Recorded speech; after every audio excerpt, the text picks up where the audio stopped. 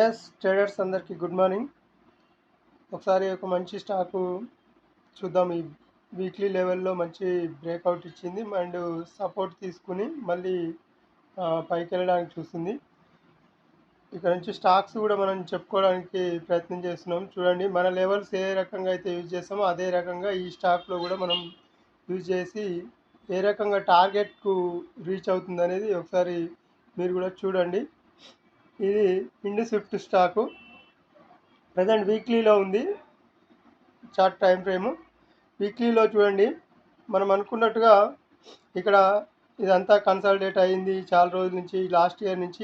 ఇక్కడ మళ్ళా December 2024 December నుంచి ఫాలింగ్ వచ్చింది.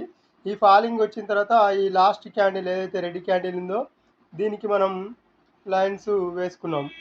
ఓకే, ఇది I2లో వేసుకున్నాం. చూడండి, ఇది ఏదైతే ఉందో ఈ I2లో మధ్యన మనకి కన్సాలిడేషన్ అయింది.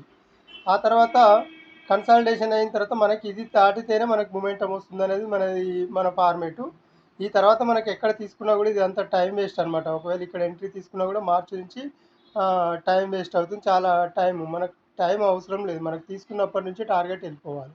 ఓకే, మన ఏదైతే మనం ఎంట్రీ హైలో పెట్టుకున్నామో మన హైని క్రాస్ చేసి పైన క్లోజ్ చేసింది. క్లోజ్ చేసిన తర్వాత కూడా మళ్ళీ రీటెస్టింగ్కి వచ్చింది. రీటెస్టింగ్కి వచ్చిన తర్వాత మళ్ళీ వెళ్ళిపోతుంది, పైనకి వెళ్ళిపోతుంది. యాక్చువల్లీ ఇక్కడ రీటెస్ట్ అంటే మళ్ళీ టచ్ కాలేదు కదా అని అంటారు. అయితే ఇక్కడ ఏం జరిగిందంటే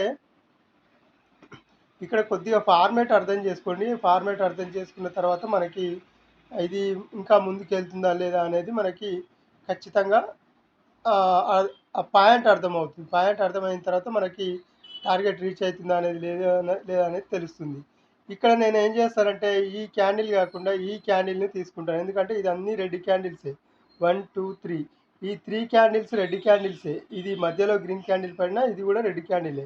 మళ్ళీ దీని లోపల నుంచి ఇది రెడ్ క్యాండిల్, దీని లోపలే పడింది, ఇది రెడ్ క్యాండిలే. మళ్ళీ ఇది ఒక స్ట్రాంగ్ రెడ్ క్యాండిల్ పడిన తర్వాత ఇక్కడ మనకి నెక్స్ట్ దీన్ని టచ్ చేసి వెళ్ళింది, ఇక్కడ క్రాస్ చేసింది, మళ్ళీ దీన్ని సపోర్ట్ తీసుకుంది. మళ్ళీ ఇప్పుడు చూడండి వీక్లీలో బ్రేక్అవుట్ ఇచ్చింది. ఈ బ్రేక్అవుట్ ఇచ్చిన తర్వాత నెక్స్ట్ టార్గెట్ ఇక్కడికి మనకి ఇక్కడ వరకు మన టార్గెట్. ఓకే, ప్రజెంట్ 18 రూపీస్ ఉంది, 20 రూపీస్ అనుకోండి. ఎంట్రీ పాయింట్ మీరు ఎక్కడైనా ఎంట్రీ కావచ్చు. కరెక్ట్ ఎంట్రీ పాయింట్ అంటే యాక్చువల్గా ఎంట్రీ పాయింట్ వెళ్ళిపోయింది అసలు. చూడండి, ఈ లైన్కు టచ్ చేసిన తర్వాత మళ్ళీ ఇక్కడ ఎంట్రీ పాయింట్ మనం అంత ముందుకు తీసుకున్న పాయింట్ ఎక్కడ ఉందంటే ఇక్కడ అనమాట. ఇక్కడ పెట్టుకున్నా కూడా మనకి ఎంట్రీ రాలేదు. ఒకవేళ మిస్ అయిందంటే ఇక్కడ ఎంట్రీ తీసుకున్నా కూడా ఇక్కడ నుంచి ఆల్మోస్ట్ మళ్ళీ 3 రూపీస్ వెళ్ళిపోయింది. కానీ మనకి ఇంకా టార్గెట్ ఉంది దీంట్లో. ఈ టార్గెట్ నెక్స్ట్ 30 రూపీస్ వరకు ఉంది. మీరు ట్రై చేయాలనుకున్న వాళ్ళు ట్రై చేయొచ్చు. దీనికి స్టాప్ లాస్ కూడా అవసరం లేదు. ఒకవేళ మీరు అంత భయపడి స్టాప్ లాస్ పెట్టాలనుకుంటే మాత్రం 18 రూపీస్ దగ్గర స్టాప్ లాస్ తీసుకొని మీరు ఇక్కడ స్టాప్ లాస్ పెట్టేసుకోండి, సరిపోద్ది. 12 రూపీస్ 12.46 దగ్గర స్టాప్ లాస్ పెట్టండి. మనకు నెక్స్ట్ టార్గెట్ ఇంతవరకు 30 వరకు టార్గెట్ ఉంటుంది. ఓకే, ఈ స్టాక్ అబ్జర్వ్ చేసిన తర్వాత కామెంట్ చేయండి మనకు వెళ్తుందా లేదా అనేది. మనం ఆల్రెడీ రిలయన్స్లో ఇచ్చుకున్నాం. మన టార్గెట్ ప్రకారం 80-90 పాయింట్స్ రీచ్ అయింది. మళ్ళీ ఇప్పుడు కన్సాలిడేట్ అవుతుంది. మనం చెప్పుకున్న విధంగా మళ్ళీ మన ఫార్మేట్ వచ్చినప్పుడు ఎంట్రీ తీసుకోమని కూడా చెప్పాము.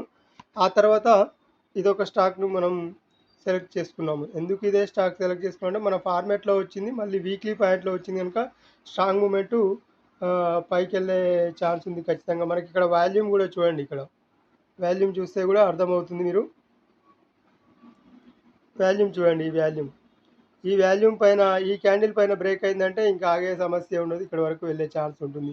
ఇది కూడా బ్రేక్ అయింది అంటే మళ్ళీ ఆ తర్వాత ఇంకొక ట్రిక్ కూడా ఉంది.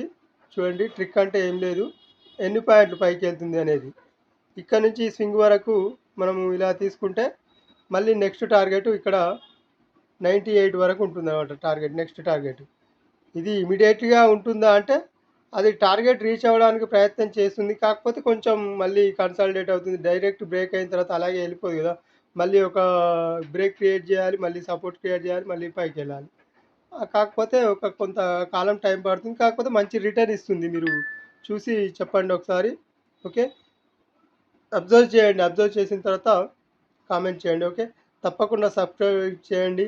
ఛానల్ ఇంప్రూవ్‌మెంట్ కోసం ఆహ్, చేస్తున్న వీడియోలు మీకు నచ్చినట్టయితే షేర్ చేసి, లైక్ చేసి, సబ్స్క్రైబ్ చేయగలరని కోరుకుంటున్నాను. ఓకే. Thank you.